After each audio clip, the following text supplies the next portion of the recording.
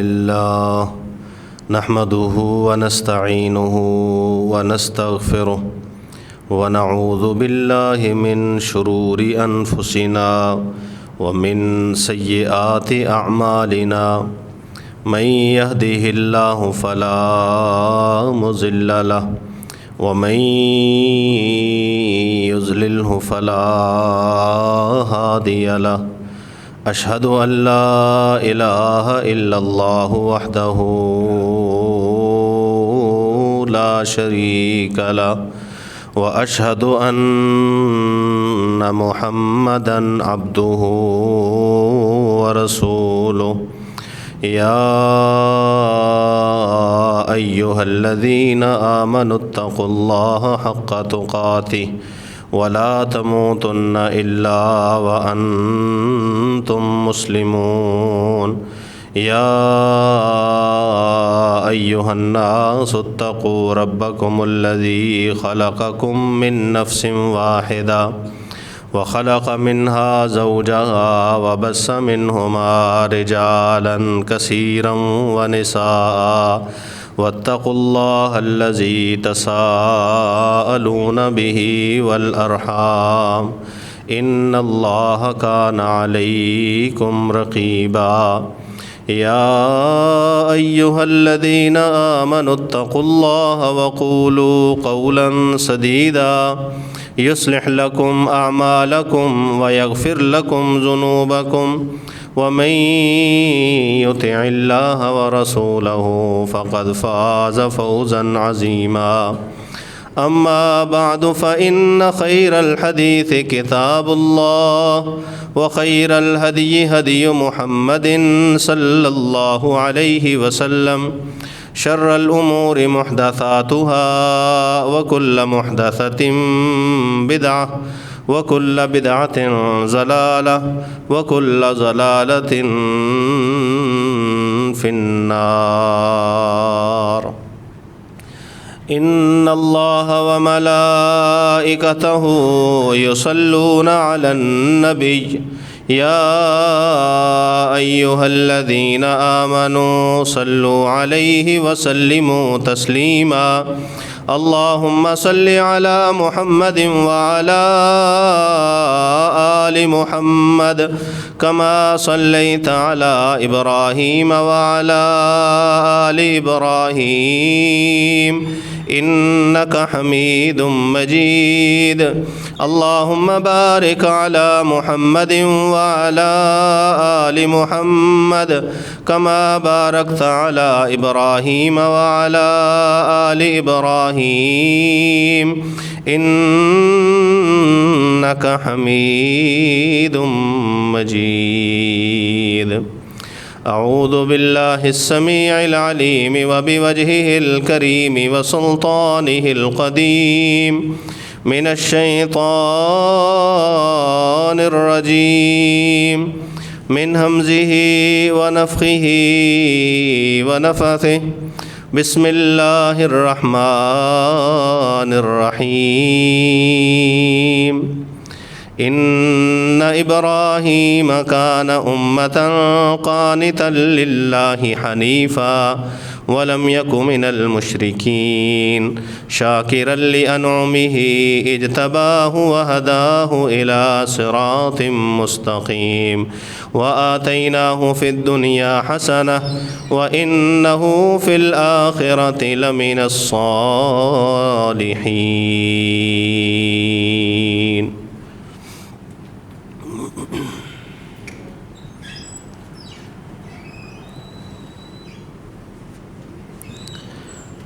ابراہیم علیہ السلام کی سیرت اور ابراہیم علیہ السلام کی قربانیاں یہ کسی بھی صاحب شعور کلمہ گو سے پوشیدہ نہیں ہے. ہر ایک کو بخوبی علم ہے کہ ابراہیم علیہ السلام نے اللہ کے دین کے لیے کیا کیا قربان کیا. اپنا علاقہ اپنی ذات، اپنی اولاد، سارا کچھ، مال بھی، اولاد بھی، علاقہ بھی، اپنا آپ بھی، یہ سارا کچھ انہوں نے اپنے اللہ کے لیے پیش کیا، اور اللہ رب العزت نے اس چیز کی قرآن مجید میں گواہی دی کہ ابراہیم علیہ السلام کو جب بھی آزمایا انہوں نے اس آزمائش کو پورا کر دیا، ویسے پورا کیا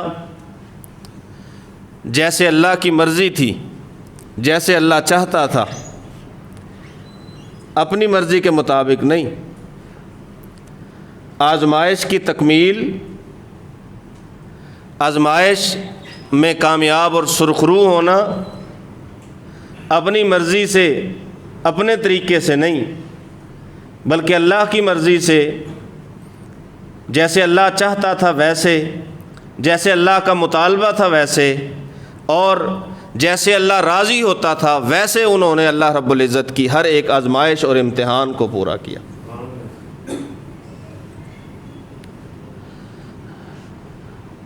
ابراہیم علیہ السلام کی زندگی میں بیان کرنے کے لیے بہت کچھ ہے، بے شمار نصیحتیں ہیں ہمارے لیے، بے شمار عبرتیں ہیں ہمارے لیے، اور یہ امت جو اپنے آپ کو ابراہیمی امت کہلواتی ہے کہ رسول اللہ صلی اللہ علیہ وآلہ وسلم کو اللہ نے حکم دیا فاتبع ملت ابراہیم حنیفا، کہ آپ دین ابراہیم کی پیروی کیجیے۔ تو دین ابراہیم کی پیروی یہ ایک شرف ہے، ایک اعزاز ہے جو اللہ رب العزت نے محمد صلی اللہ علیہ وآلہ وسلم اور ان کی امت کو نصیب فرمایا۔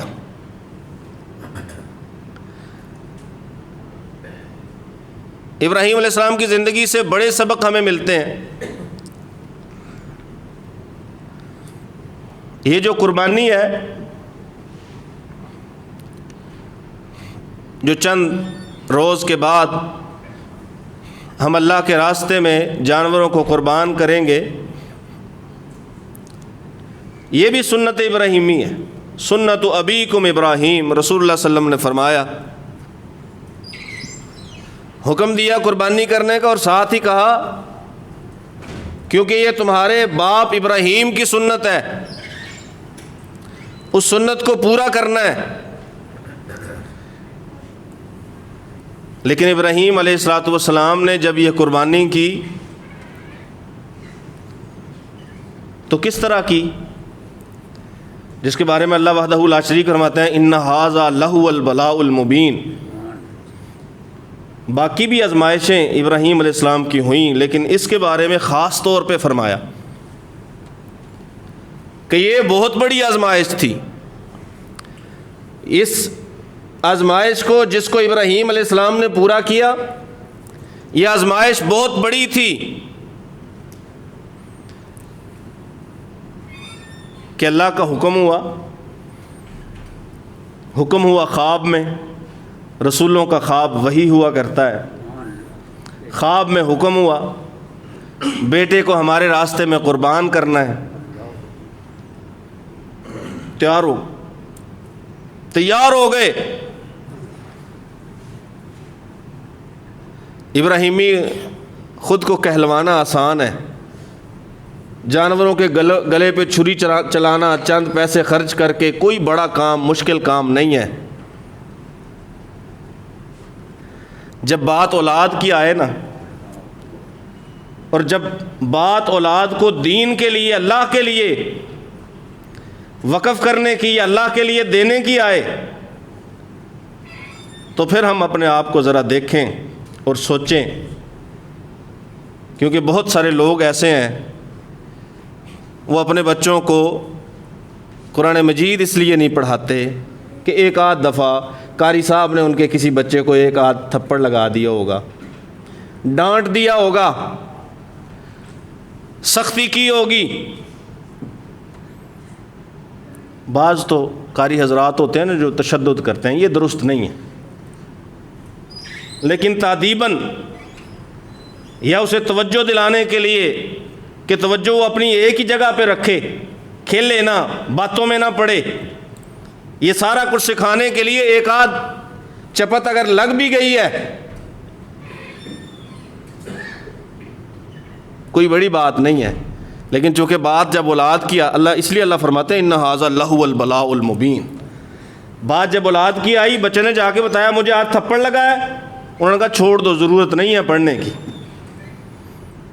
ادھر اللہ کہتا ہے بیٹا قربان کر دو، میں کہتا ہوں میں سنت ابراہیمی پوری کرنے کے لیے کھڑا ہوں،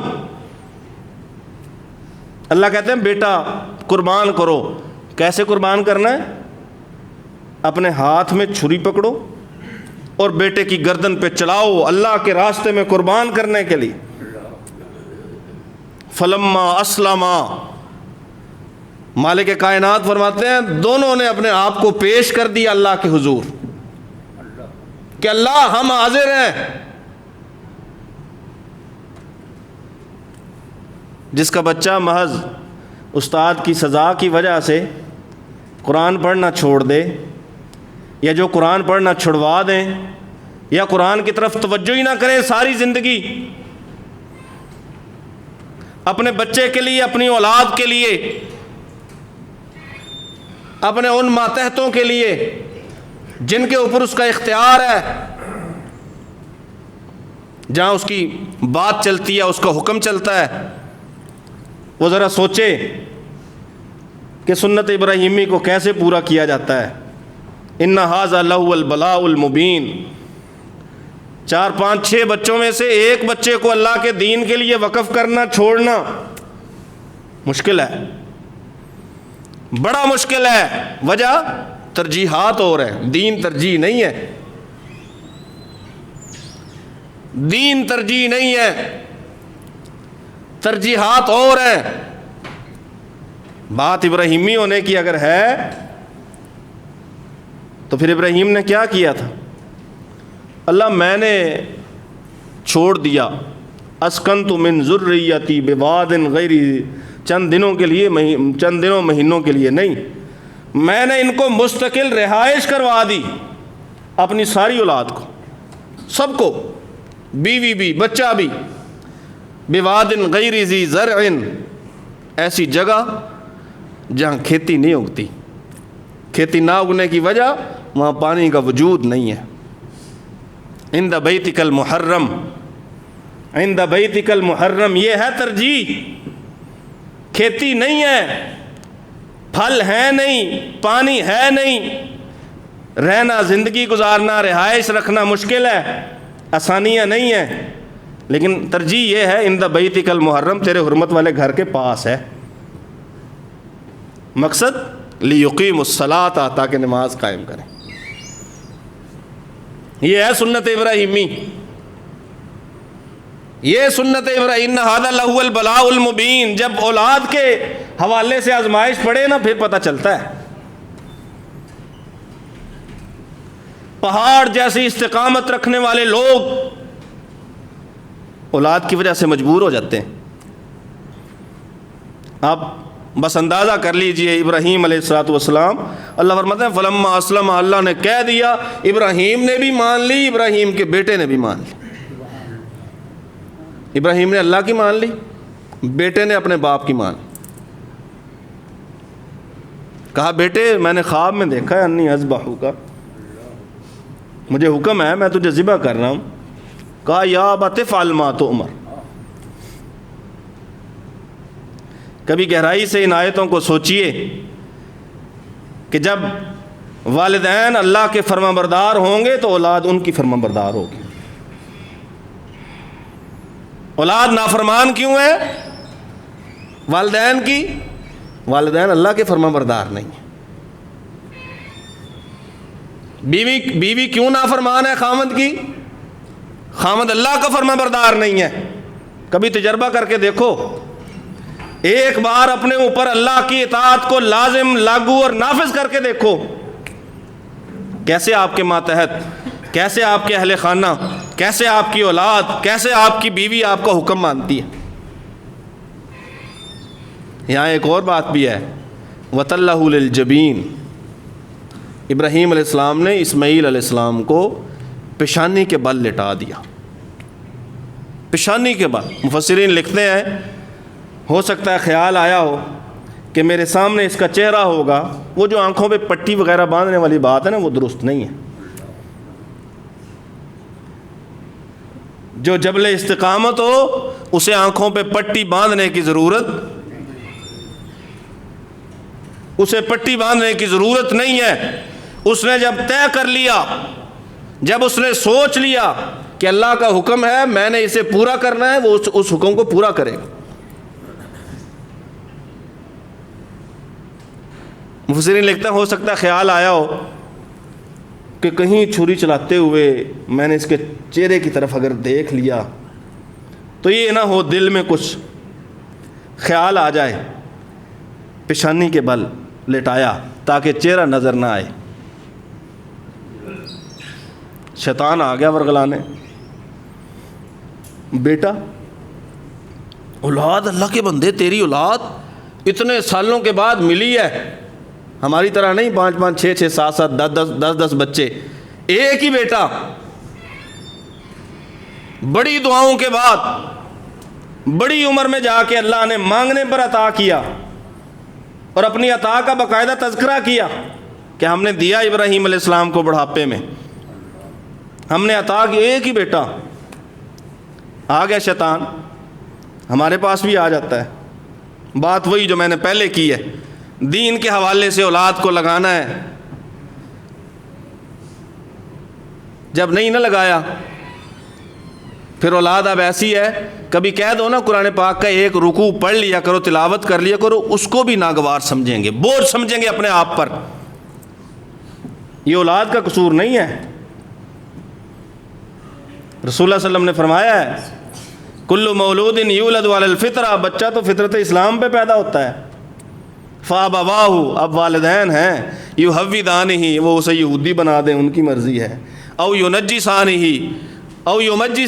وہ مجوسی بنا دیں ان کی مرضی ہے، او ینصرانہ، وہ عیسائی بنا دیں ان کی مرضی ہے۔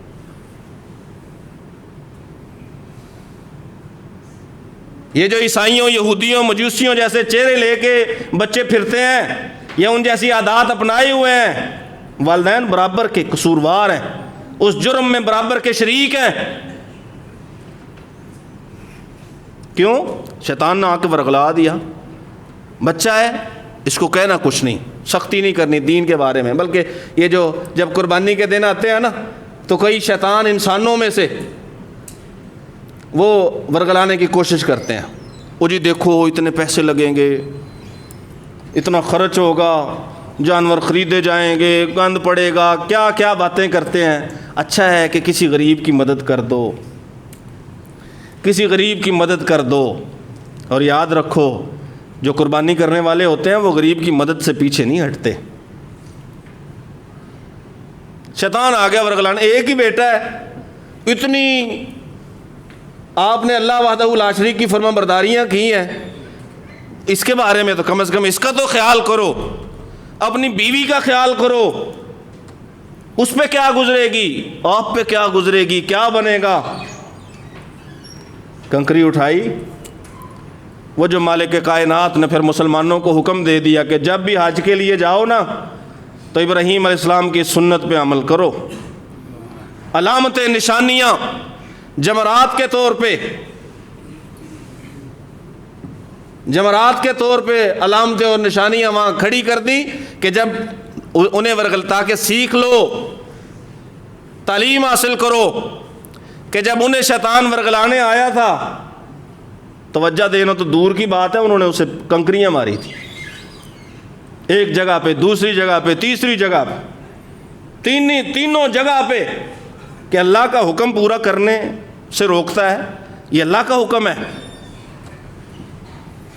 اللہ فرماتا ہے ان ھذا لہو البلاء المبین، آزمائش تو وہ بھی بڑی تھی جب باپ نے کہا تھا گھر سے نکل جا، آزمائش وہ بھی بڑی تھی جب بادشاہ وقت نے کہا تھا حرقوہ وانصروا آلہتکم ان کنتم فاعلین، جلا دو اسے، آگ میں ڈال دو اور اپنے معبودوں کی مدد کرو۔ آزمائش وہ بھی بڑی تھی، جب آگ میں ڈالا جا رہا تھا آزمائشیں ساری بہت بڑی تھیں۔ اپنی اولاد کو اپنے سے جدا کرنا، مکہ میں چھوڑ آنا، یہ بھی بڑی آزمائش تھی۔ لیکن اللہ فرماتا ہے ان ھذا لہو، اس کا خاص طور پہ تذکرہ فرمایا۔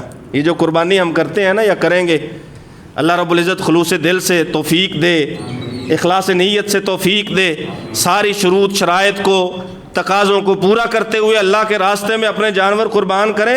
اللہ وحدہ لا شریک ہمیں ہر برس توفیق دے۔ جن کی استطاعت نہیں ہے اللہ وحدہ لا شریک انہیں استطاعت سے نوازے۔ یہ جو قربانیاں ہم کرتے ہیں نا ہر سال، یہ جہاں سے شروع ہوئی ہے نا اس کے بارے میں اللہ نے فرمایا آزمائش بہت بڑی تھی گزری تو ساری زندگی آزمائشوں میں۔ ان ھذا لہو البلاء المبین، بات اولاد کی آئی، اللہ وحدہ لا شریک، یہ سب سے بڑی آزمائش ہے۔ ابراہیم علیہ الصلوۃ والسلام، جو میں نے آیت پڑھی اللہ اس میں فرماتے ہیں ان ابراہیم کان امۃ، ابراہیم علیہ الصلوۃ والسلام ایک امت تھے۔ اس کے بارے میں یہ بھی کہا جاتا ہے کہ ابراہیم علیہ السلام کے دور کی بات ہے کہ اس دور میں یہ امت ابراہیمی تھی۔ بعض مفسرین نے لکھا ہے نہیں، وہ اکیلے جو ہیں نا، اکیلے انہوں نے جو کام کیے ہیں ایک امت کے برابر، وہ اکیلا پوری امت تھا، قانتاً فرمان بردار تھا للہ، اللہ کا، قانتاً للہ، حنیفہ، یکسو چہرہ ایک ہی طرف، رخ ایک ہی طرف۔ اور شارحین نے لکھا ہے کہ وہ یکسوئی کیا تھی؟ ایک ہی یکسوئی تھی کہ جو کچھ بھی ہو جائے نا میں نے اللہ کی فرمان برداری کرنی۔ قانتا للہ حنیفا ولم یک من المشرکین، مشرکوں میں سے تو بالکل بھی نہیں تھا۔ یہ اعزاز ہے ابراہیم علیہ الصلوۃ والسلام کا، مشرکوں میں سے بالکل نہیں تھا کہ اللہ رب العزت کی ذات کے ساتھ کسی کو شریک کرتا، کہ اللہ کی ذات کے ساتھ، اللہ کی ذات کے حکم کے مقابلے میں اپنی کسی خواہش کو آگے رکھتا، خواہش کو ترجیح دیتا۔ لم یک من المشرکین شاکرا لانعمہ، اس کی نعمتوں کا شکر ادا کرنے والا، صرف نعمتوں کا ہی نہیں اس کی آزمائشوں پہ بھی شکر ادا کرنے والا، شاکرا لانعمہ۔ اللہ فرماتے ہیں اجتباہ، اللہ نے اسے چنا، اسے اللہ نے چنا۔ یہ ابراہیم علیہ الصلوۃ والسلام کی فضیلت ہے، یہ عظمت ہے ابراہیم علیہ الصلوۃ والسلام کی، اور انہی کی وجہ سے رسول اللہ صلی اللہ علیہ وآلہ وسلم نے یہ جو 10 دن آنے والے ہیں، شاید منگل سے شروع ہو جائیں، یکم ذی الحج سے 10 ذی الحج تک، رسول اللہ صلی اللہ علیہ وسلم نے فرمایا ان دنوں سے زیادہ افضل ایام الدنیا، دنیا میں ان 10 دنوں سے زیادہ افضل ایام کوئی نہیں۔ ابو عثمان النہدی رحمہ اللہ تعالی لکھتے ہیں صحابہ کرام اور تابعین یعظمون ثلاث عشرات، 3 عشرے جو تھے، 3 عشرے ان کی بڑی تعظیم کیا کرتے تھے، عظمت، احترام 3 عشروں کا۔ ایک پہلا عشرہ محرم کا، آخری عشرہ رمضان کا، اور پہلا عشرہ ذو الحج کا۔ یہ 3 عشرے ایسے ہیں جن کی باقاعدہ تعظیم کیا کرتے تھے صحابہ کرام رضوان اللہ علیہم اجمعین، تابعین اعظام۔ رسول اللہ صلی اللہ علیہ وسلم نے جب فرمایا نا کہ یہ دن، ان دنوں کا عمل جو ہے وہ سارے دنوں سے افضل ہے، ایک صحابی نے پوچھا اللہ کے پیغمبر صلی اللہ علیہ وسلم سارے اعمال سے افضل، سارے دنوں سے افضل؟ 2 حدیثیں ہیں، کیا جہاد فی سبیل اللہ بھی ان دنوں کے اعمال کا مقابلہ نہیں کر سکتا؟ رسول اللہ صلی اللہ علیہ وسلم نے فرمایا ہاں، جہاد فی سبیل اللہ بھی مقابلہ نہیں کر سکتا۔ حالانکہ کائنات میں جہاد فی سبیل اللہ سے بڑا عمل کوئی نہیں، اسلام میں جہاد فی سبیل اللہ سے بڑا کوئی عمل نہیں ہے، شہادت سے افضل کوئی موت نہیں ہے۔ کہا نہیں جی جہاد، ہاں ایک شخص جو مال بھی ساتھ لے کے گیا، خود بھی گیا، نہ مال واپس آیا نہ خود واپس آیا، وہ برابری کر سکتا ہے۔ رسول اللہ صلی اللہ علیہ وسلم نے فرمایا سب سے بہترین دن ہے، ان سے افضل کوئی دن نہیں۔ صحابی نے پوچھا اللہ کے پیغمبر ولا مثلہن، ان سے افضل تو چلو مان لیا کوئی دن نہیں ہے، لیکن ان جیسا کوئی ثواب کے مقابلے میں ان کے برابر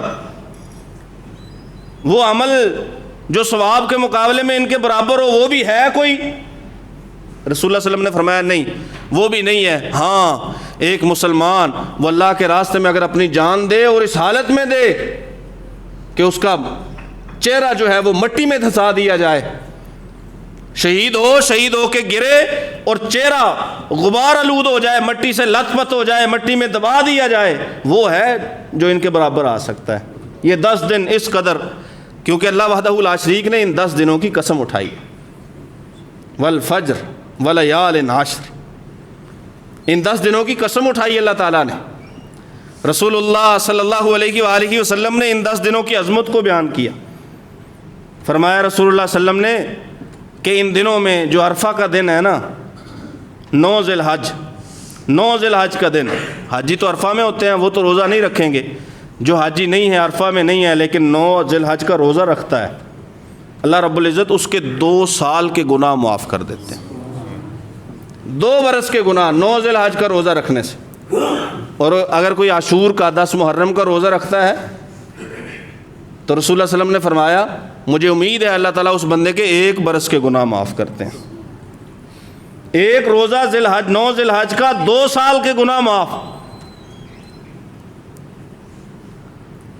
اللہ رب العزت نے سورہ حج میں فرمایا وَاذْكُرُوا اللَّهَ فِي أَيَّامٍ مَّعْلُومَاتٍ، ایام معلومات میں اللہ کا ذکر زیادہ کرو، یہ بھی فضیلت کی ایک وجہ ہے۔ حضرت عبداللہ بن عباس رضی اللہ تعالیٰ عنہ اور جمہور محدثین جو ہے وہ ایام معلومات سے مراد انہی 10 دنوں کو لیتے ہیں کہ ذی الحج کے 10 دن ہیں جن کا اللہ وحدہ لا شریک نے بطور خاص تذکرہ فرمایا۔ پھر عرفے کے دن کو یوم مشہود بھی کہا گیا ہے، والسماء ذات البروج والیوم الموعود وشاہد ومشہود، یہ جو مشہود ہے یہ عرفے کا دن ہے، اور عرفہ کا دن ایسا دن ہے وہ بھی انہی 10 دنوں میں آئے گا۔ رسول اللہ صلی اللہ علیہ وسلم نے فرمایا اللہ رب العزت پورا سال اتنے بندوں کو معاف نہیں کرتا جتنے اللہ ایک عرفے کے دن میں بندوں کو معاف کرتا ہے۔ اللہ رب العزت کے بارے میں رسول اللہ صلی اللہ علیہ وسلم نے فرمایا کہ اللہ رب العزت ہر رات، پچھلی رات کے آخری حصے میں آسمان دنیا پہ اترتے ہیں،